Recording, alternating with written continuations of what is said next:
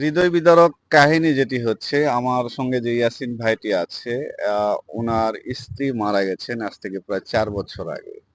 ওনার বয়স খুব একটা বেশি নয়, কিন্তু তারপরেও এই মালয়েশিয়ার মাটিতে উনি ওনার ২ সন্তানকে মায়ের স্নেহে ও মায়া মমতা দিয়ে মানুষ করছেন।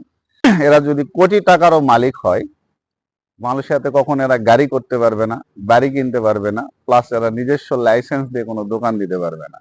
আজকে একটি অন্যরকম ভিডিও নিয়ে আপনাদের সামনে হাজির হয়েছি। রোহিঙ্গা নামটি শুনলেই বাংলাদেশের মানুষগুলো কেমন যেন একটা মনে করে। বারবার এক কথায় ওঠে যে বাংলাদেশ সরকার অনেকগুলো রোহিঙ্গাকে বাংলাদেশে নিয়ে এসে জায়গা করে দিয়েছে। তাদেরকে হয়তোবা খাওয়াচ্ছে ইউনাইটেড নেশন থেকে। আসলে কথা হচ্ছে, রোহিঙ্গা শুধু বাংলাদেশে নয়, মালয়েশিয়াতেও আছে। একটি মানুষের যখন যাবার রাস্তা থাকে না, দেয়ালে পিঠ ঠেকে যায়, তখন তারা এক দেশ থেকে অন্য দেশে ত্যাগ করে। কেউ স্বেচ্ছায় কখনো তার দেশ বদলায় না। আসলে আমার পাশে যে ভাইটিকে দেখছেন, সেও একজন রোহিঙ্গা। বাংলাদেশে যে পরিমাণ রোহিঙ্গা আছে, তার সমপরিমাণ অথবা তার চেয়ে কিঞ্চিত একটু কম পরিমাণ রোহিঙ্গা মালয়েশিয়াতেও মালয়েশিয়ার সরকার জায়গা করে দিয়েছে। তবে বাংলাদেশের মতো এদেরকে বন্দি করে রাখেনি। এদেরকে বিভিন্ন জায়গায় কাজের একটি সুযোগ করে দিয়েছে। এই মালয়েশিয়ার বুকে তারা কাজ করে খেতে পারবে, বিভিন্ন জায়গায় যেতে পারবে।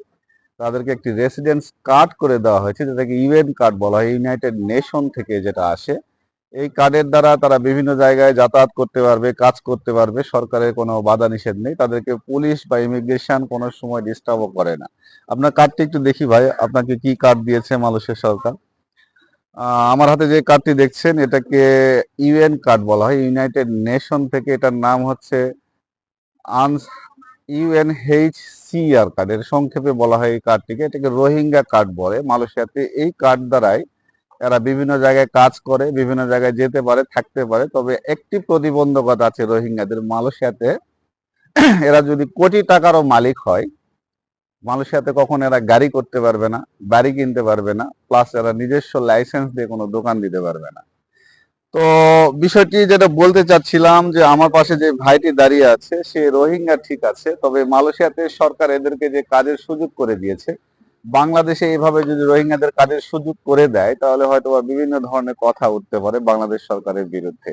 আসলে একটি দেশের আইন প্রশাসন যখন শক্ত হয়, তখন রোহিঙ্গা কেন, বিশ্বের যে কোনো জাতিকেই যদি তার নিজ দেশে ছেড়ে দিয়ে কাজ করার সুযোগ করে দেওয়া হয়, তাহলে হয়তোবা কোনো প্রতিবন্ধকতা আসার সুযোগ থাকতো না। আপনি কতদিন হলো এই মালয়েশিয়াতে আছেন? আপনার নাম? মামা ইয়াসিন। মোহাম্মদ ইয়াসিন। কত বছর হলো মালয়েশিয়াতে আছেন ইয়াসিন ভাই? 16 বছর।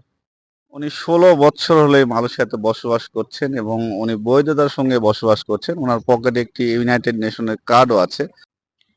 হৃদয় বিদারক কাহিনী যেটি হচ্ছে, আমার সঙ্গে যে ইয়াসিন ভাইটি আছে, ওনার স্ত্রী মারা গেছেন আজ থেকে প্রায় ৪ বছর আগে। ওনার বয়স খুব একটা বেশি নয়, কিন্তু তারপরেও এই মালয়েশিয়ার মাটিতে উনি ওনার ২ সন্তানকে মায়ের স্নেহে ও মায়া মমতা দিয়ে মানুষ করছেন। আসলে জানি না তার জীবন কেমন কাটছে, তবে আসলে এটি বড় হৃদয় বিদারক। ওনার মুখ থেকে যেটা শুনলাম, উনি স্ত্রী অসুস্থ হয়েছেন প্রায় ৬ বছর আগে মালয়েশিয়ার মাটিতে, এবং বহু টাকা পয়সা খরচ করেছেন, কোনোভাবে তাকে বাঁচানো সম্ভব হয়নি। কিন্তু এই ছোট ছোট বাচ্চাগুলোর দিকে একটু তাকান, দেখেন এখনো পর্যন্ত মনেই হচ্ছে না যে ওরা মায়ের অভাবে আছে। সব রকম স্নেহ মায়া মমতা দিয়ে আমার মনে হয় ইয়াসিন ভাই তাদেরকে এখনো মানুষ করছেন। আপনার কি সমস্যা হয় না এদেরকে দেখাশোনা করতে?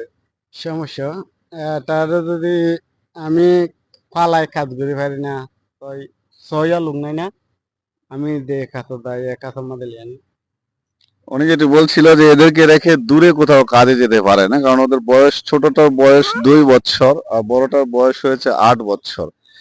মানুষ কতটা স্যাক্রিফাইস করতে পারলে এরকম একটা যুবক বয়সে, তার স্ত্রী হারা অবস্থায় প্রায় ৪ বছর হলো এই দুটি সন্তানকে উনি মানুষ করছেন, এখনো পর্যন্ত বিয়ে শাদী করেন নাই। ভালো থাকুক বিশ্বের সমস্ত দেশের রোহিঙ্গারা। আমরা চেষ্টা করছি, এবং আমাদের মানবিক দিক থেকে আমরা সবসময় তাদেরকে শুভকামনা জানাবো। আল্লাহ যেন প্রত্যেকটা রোহিঙ্গাকে হেফাজত করেন, কারণ তারা মুসলমান। তারা স্বেচ্ছায় তাদের নিজস্ব দেশ ত্যাগ করে নাই, তারা বাধ্য হয়েছে নিজের জন্মভূমি ছেড়ে অন্য জায়গায় যেতে।